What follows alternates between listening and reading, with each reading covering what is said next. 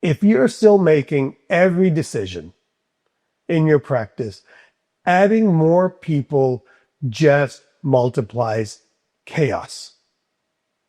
You don't need more hands, you need more thinkers. Let me say that again. We've been misled to believe that dentistry, more specifically the dental business, has to be complicated. Dentistry can be simple, and dentistry should be simple. Most dentists think that scaling always means more ops, more associates, more chaos. But here's the truth. You don't scale a business, you scale systems. If you're still the engine of every decision, of everything that happens in your practice, your growth will stall. Let's fix that today. Welcome to Dentistry Made Simple, brought to you by 3D Dentists. I'm T-Bone, and our mission is pretty simple: to level the playing field for independent dentists. You shouldn't get squeezed from every direction while trying to take great care of your patients and your family. Let's fix that. Most dentists on scaling, they're actually just surviving. They've added ops, they've added associates, they've added for sure technology, but yet everything still hinges on them. You're not burned out from overworking, you're just doing the wrong work. Let's fix it with 5 rules in this week's episode.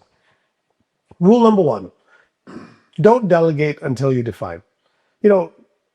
The harsh reality is most dentists delegate before they define the outcome that they want.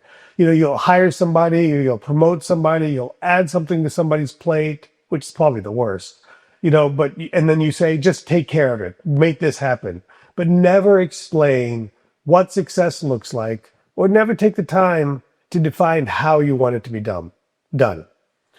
Clarity comes before the handoff.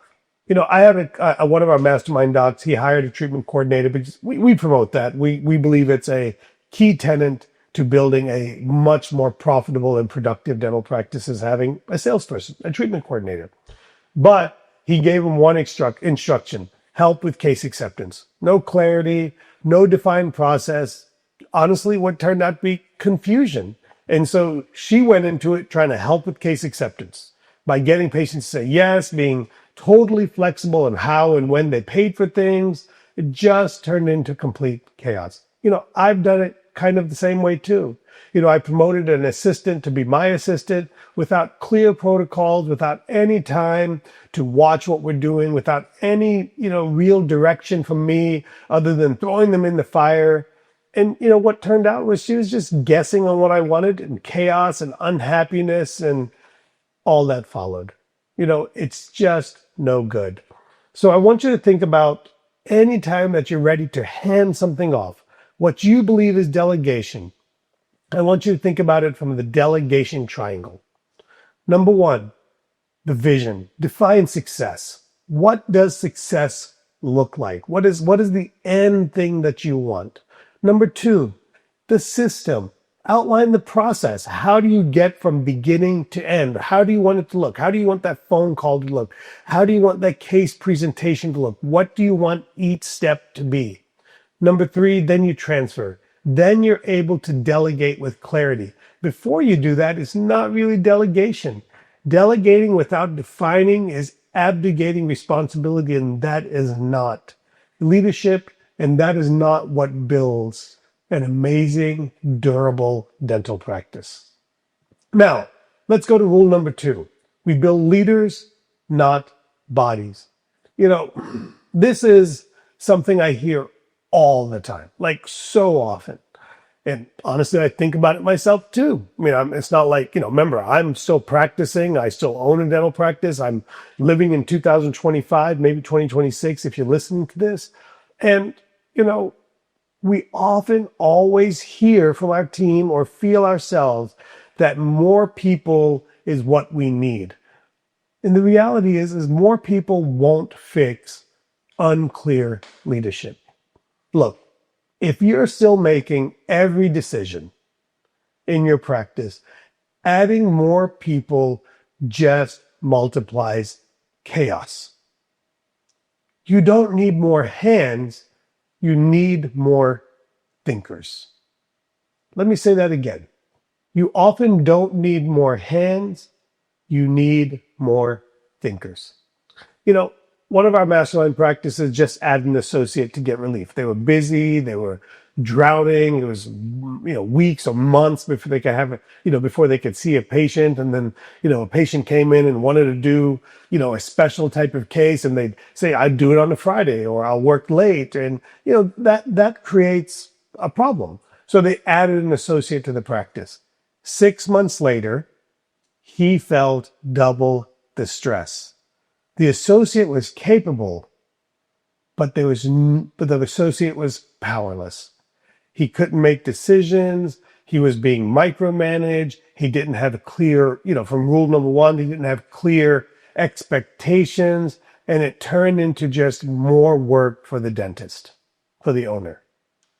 Meanwhile, we can add office managers to lead team meetings. And what happens then is you free yourself from managing 8 people to coaching 1 leader, because now you're multiplying your capability. Because instead of you having to coach every single team member, if you can hire somebody, empower somebody to now go back and work with your 6 team members, 7 team members, 8 team members, you can direct through 1 person, and that person can multiply your vision. That's called delegation. And influence. So here's kind of the influence ladder. Number 1, you have people that are task followers. They execute what you want to do. Then they go from being a task follower that execute what you do to being a trusted executor.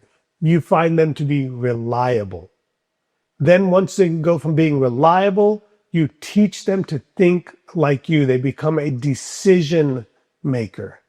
And that's what we're all looking for in our practice. We all want more decision makers. We want people who think like an owner. You got to take them through the process. You got to take them through, being somebody that follows a task and executes, to being somebody that can execute reliably and trustfully. And then as they do that, you teach them how to think. One of the most important questions I've learned to ask when somebody asks me a question, I always say, what would you do if you were me?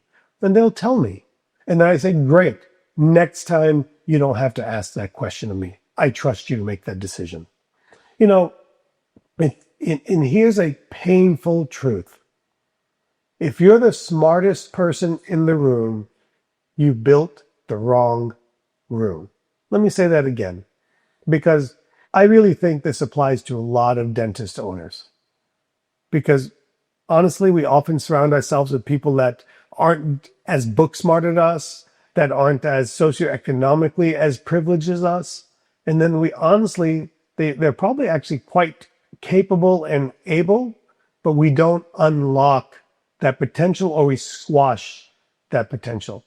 If you're the smartest person in the room, you built the wrong room. Rule number 3, simplify before you scale. Complexity kills growth. My God, this podcast is called Dentistry Made Simple.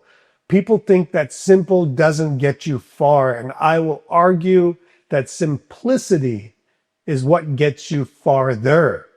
Because the reality is, we can be very complex, but then you've got to have people that can manage complexity around you. And honestly, the leadership that it takes to do that, the politics of all of that, nobody likes that. Complexity kills growth. Adding new services without a great foundation will break your practice. Excellence comes from depth, not breadth. I say this all the time. Go deeper before you go wider. I talk to dentists all the time. They'll start doing single tooth implants.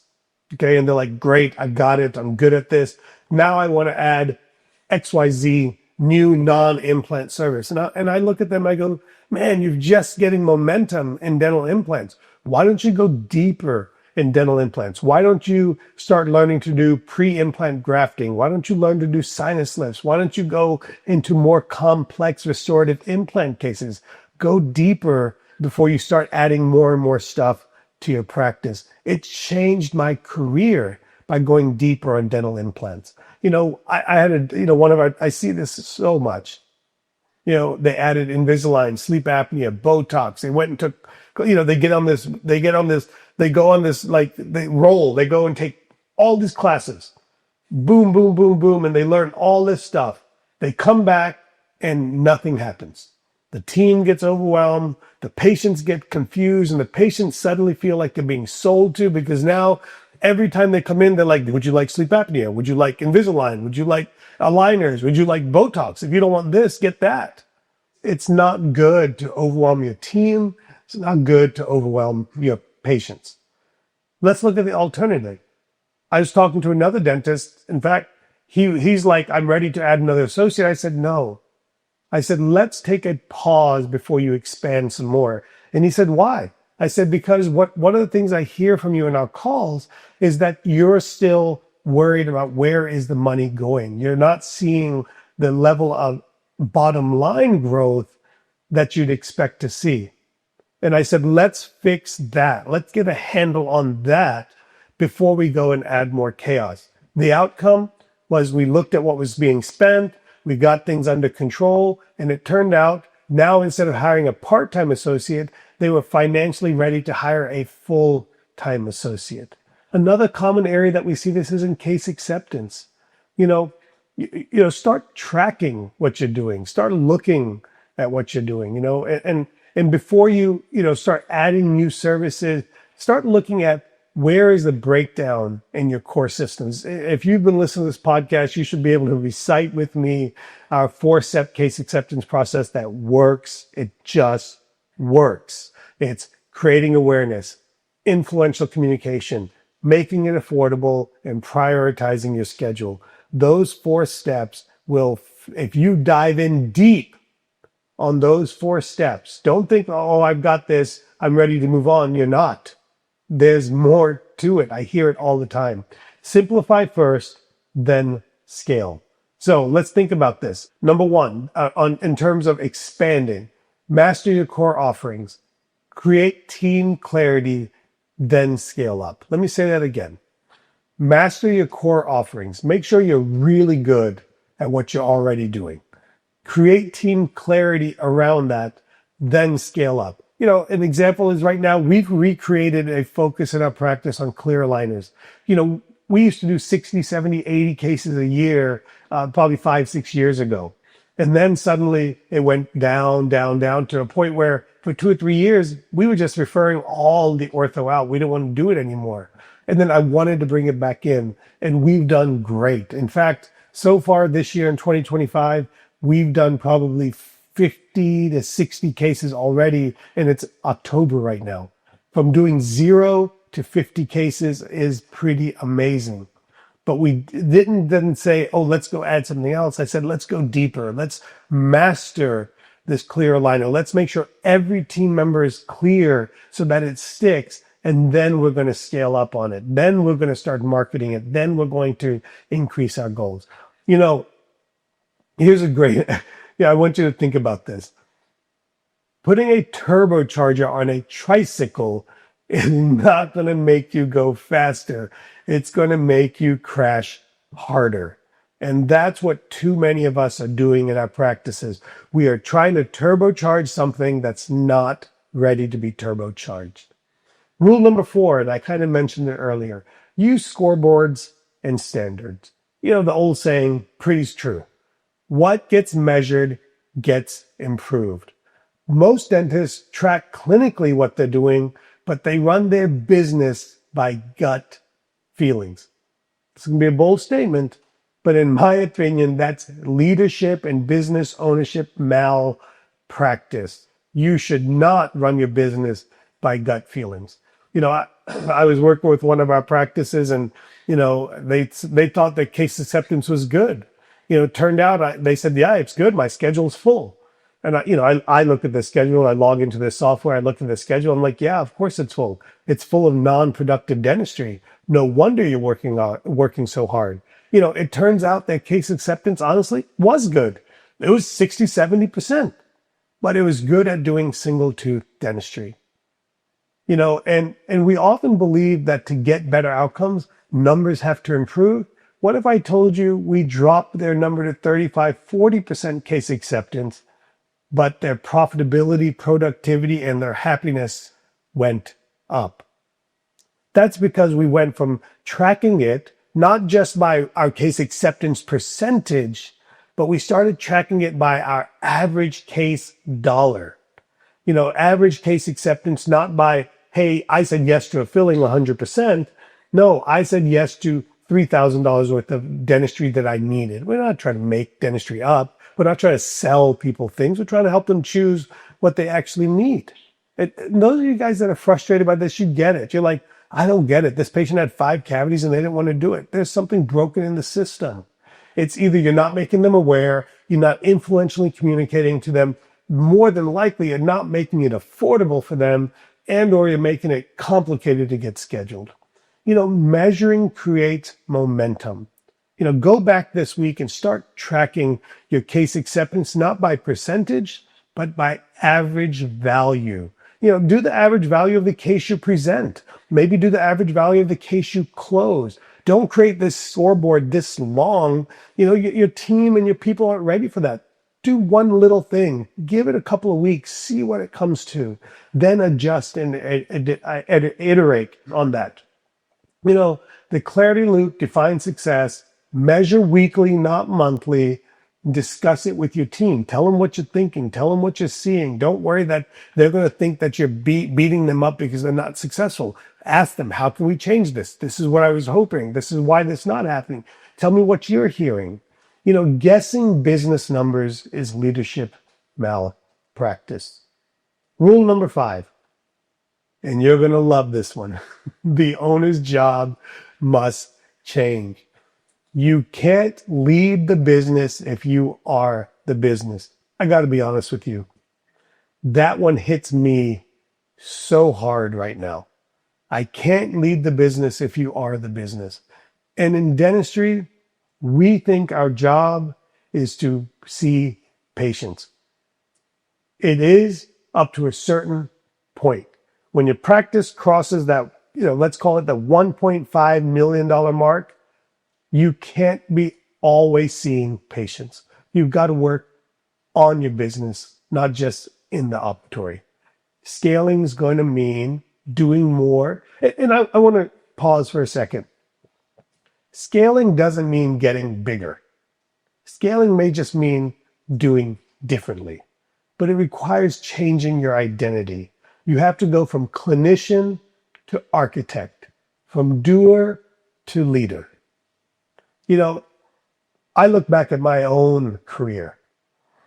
There was a time, look, like 2010, we were just coming out of a horrible economy. My 3rd kid was just born. Now I've got 3 kids under the age of 5 years old. Okay. And here I am trying to cut my clinical hours because I want to spend time with my family, or I want to chase some other endeavors that I want to do. I feared income loss. Instead, what I started noticing is the practice started thriving. I finally had time to lead, to train, to plan, to think. One of the most influential, impactful videos I've ever watched was this video. It was an interview with Warren Buffett and Bill Gates. And in the interview, I can't remember the guy's name. I think it's Charlie Rose, maybe. He asked them, let me see your calendar. And Warren Buffett said the most important thing. He said, my calendar is empty. I need to have time to plan and to think. Otherwise, how is the business going to get somewhere? So if you're not giving yourself time to lead, to train, to plan, to think, it's probably one of the reasons you're not creating the outcomes that you dreamed of or did or wanted. I did the same thing. Less chair time, more leadership time. And I need to go back to doing that now. So learn to schedule an owner's day, monthly, weekly if you can, to work on your practice. Review the systems. Be intentional about meeting with team members. Plan strategically. Involve people in what you're thinking and doing and what you're trying to accomplish. Leadership isn't doing more, it's empowering more. And again, as I'm reading all this to you, as I'm talking to you about this, as I'm thinking about this, that's hitting home with me too. Kind of in conclusion, scaling isn't about space or staff. It's about systems and leadership. Build a business that runs without you. Nothing is more satisfying to me than when I'm on vacation and my dental practice is running, 3D dentist is running. It's amazing to build a business that can run without you. Now, are we ever going to get to the point where I never have to be there? Probably not. That's not reality. But if I can get it to where things run without me there, that rely less on me, that's the real goal, especially as you age, as you mature, as you hit different seasons of your life. My ask for today is you pick one rule of the 5 and you act on it today. Start today. Learn to get clear about what you want. Now, if you love what we're doing here on the Dentistry Made Simple podcast, you want more access to me, you want to ask me questions, you can reach out to me at T-Bone Speaks on all the social media channels. But here's the reality. If you want real access to what we're doing, you want more insight into the processes and the thoughts and all those things, join us at our 3D Dentist Pro community. And you can do that by going to pro.3d-dentist.com. It's totally free. There's some paid parts to it, of course, but it's totally free to be a member of the community, to ask questions, to get insight from thousands of other people on there. You'll get frameworks, behind the scenes insight, clinical cases, and most importantly, you'll join a community of other practice owners who are trying to build freedom and flexibility in their life. Look, most of us didn't go to dental school and start a dental practice to become a prisoner of that business. Build systems, develop leaders, learn to measure what matters more often, and go build something worth talking about. See you next time on Dentistry Made Simple.